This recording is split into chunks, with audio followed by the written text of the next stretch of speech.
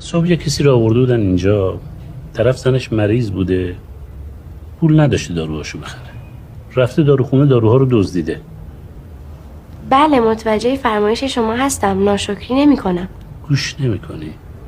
خواستم بپرسم کار درستی کرده، دزدی کرده برای زنش؟ باید بگم نه؟ هرچی دوست داری بگو. ببخشینش. ببخشیمش. اون وقت پول اون داروخونه ایه رو کی باید بده؟ پول دارو چقدر میشه؟ من میدم.